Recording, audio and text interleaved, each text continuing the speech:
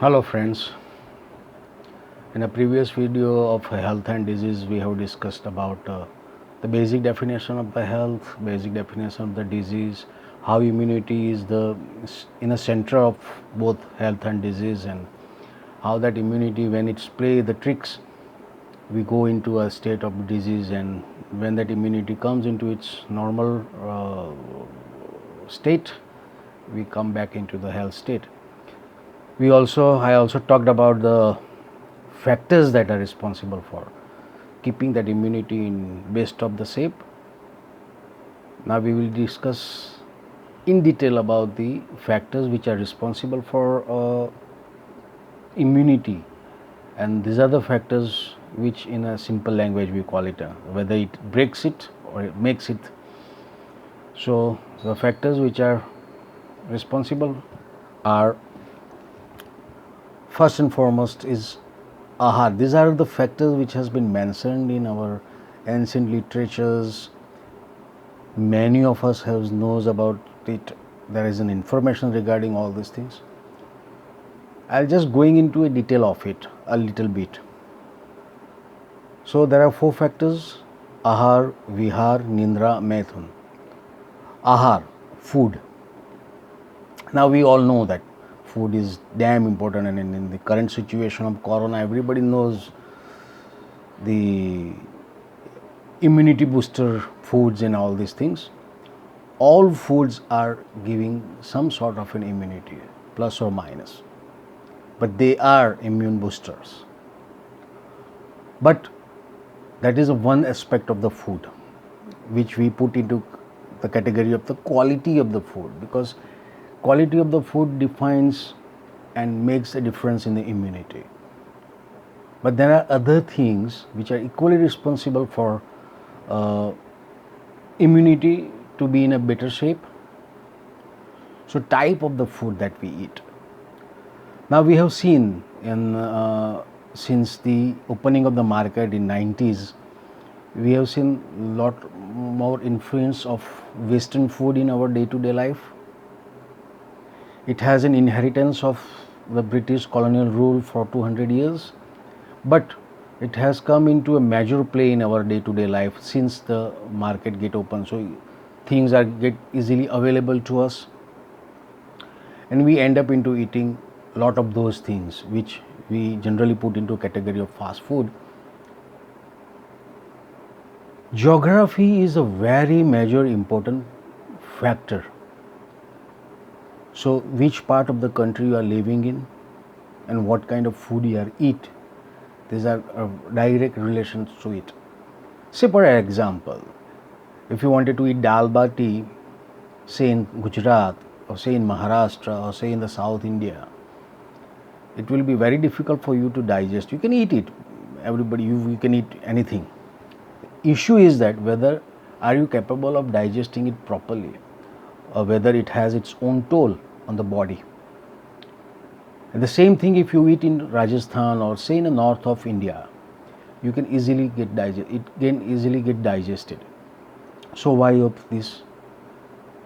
We are living in the same country called India, and still the same food article can be digested easily in one part of the country and cannot be digested easily in another part of the country because of this certain geography, certain environmental influences. So the type of food that we are now used to, and specifically the current generation, that includes us as well, about the bread and the cheese and the paneer and the butter, noodles and the pastas. Now these are not our food articles to say. This we have inherited from Western world. So obviously there is some influence of it on the body part. Another thing is timing of the food. Now the timing is of the day also and the timing of the year also, because there is a term called basic metabolic rate, or we call it basal metabolic rate. Now that basal metabolic rate, which we call it BMR, is different at a different time of the day and different at a different time of the seasons also, and the different time of the years also.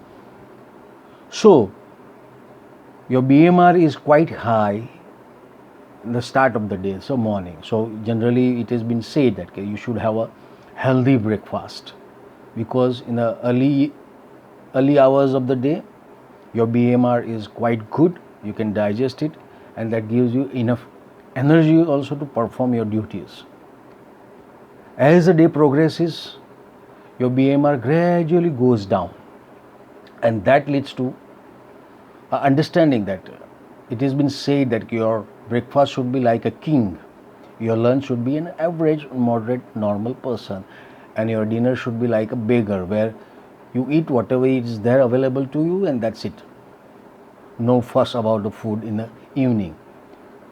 Another thing is that you should eat before sunset. Now there is a reason for it. This is so it is more or less it is related with the religious kind of norms, but it has a scientific reason, because your basal metabolic rate goes down drastically in the evenings, and as the sun sets it further goes down, and by late night it is really go down. So it will be very difficult for your body to digest food that you eat after sunset. So classically you should eat before sunset. So importance of time in the day. Now there are importance of the timings of the years as well. And you must have seen, and we have all observed, that certain kind of foods available in certain seasons only. Why so? Never paid attention to it. 50 years before, 60 years before, 80 years before, it was available during the seasons only, and you used to eat during that particular seasons only. But nowadays, with the storage capacities and all these gadgets which are available to keep the food in the storage, it is available throughout the year, but it is not advisable to eat non-seasonal things in particular season. So say in monsoon, generally our BMR, again it is very important factor, BMR goes down drastically. So during, even in our religious beliefs also, there are concept of fasting, concept of falahar. So these are all important factors, because fruits are easy on digestion. So in monsoons, you have observed also that so many festivals comes in monsoon, and every festival has some sort of an indication of what to eat and how to eat, but we hardly pay attention. On the contrary, in our enthusiasm, we started eating much more during the festive seasons, rather than, so basic message has been mislaid. I would say it has been sidelined, and we started enjoying in a different manner, which is rather, it is taking its toll on your body. So these are the importance of certain seasons, certain seasonal fruit and food that we supposed to eat and we supposed not to eat.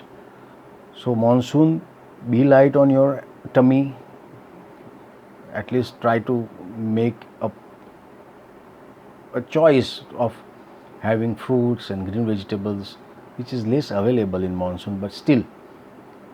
And fasting, of course, it is having a very important concept of fasting in religion also. And forget about, if we put aside of religion, it is also definitely helpful in our health.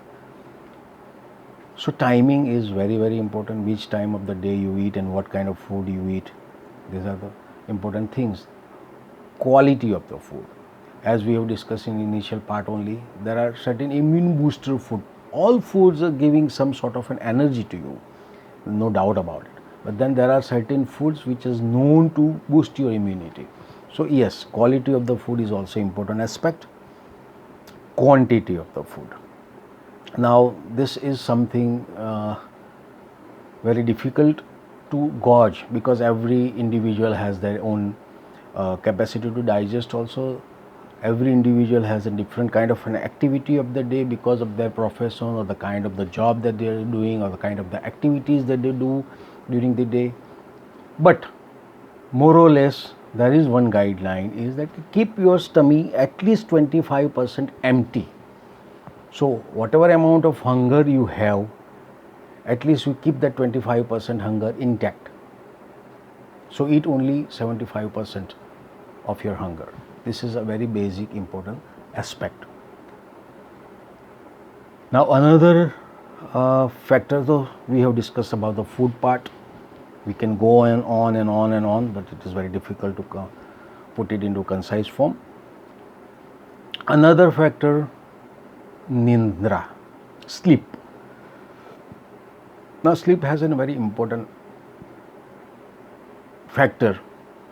Everybody must have experienced, if there is a function in the house or if there is some issue which requires a lot of mental stress, which gives you a lot of mental stress, vis-a-vis there is lot of night watching, or you can say you are deprived of the sleep. Says there is a marriage function in the house, so you are into all this festive mood.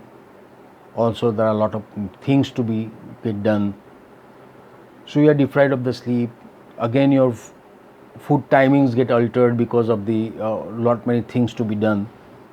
And you must have observed that after 2 or 3 days, or once the function gets over, generally you feel tired or weak or lethargic, or might be your head is hurting you, your tummy might be hurting you, which may not require much of a medication. And as soon as in next 24 to 48 hours, when you come back to your normal routine, where you have adequate sleep, where your timings of the foods and everything has been settled, gradually your body comes back to its normalcy. So sleep, when you are deprived of, it is very important. It lower down your immunity. Another thing is that timing of the sleep, how much hour you sleep, what time you go to bed, because nowadays we have seen in the youngsters, they wake up late night and then go to bed and then wake up late in the morning. It is fine once in a while, when you have off, when you have Sundays, it is okay to an extent, but on a regular basis it definitely going to take a toll on your immunity. So the time of the sleep, duration of the sleep, how much hours you sleep, that is also important, because that keeps your brain active, that keeps your body active if you have a proper amount of sleep. So generally 6 to 8 hours is minimum basic requirement of the sleep, and if you are deprived of that hours, then you definitely going to have a issue. Now in next video we will discuss about the vihar, which is the activity part, activity at the level of mind and activity at the level of body. And we will also going to discuss about the sex, which are also important, Maithun, which is also important, and why it is important, that we will discuss in the next video. Thank you very much.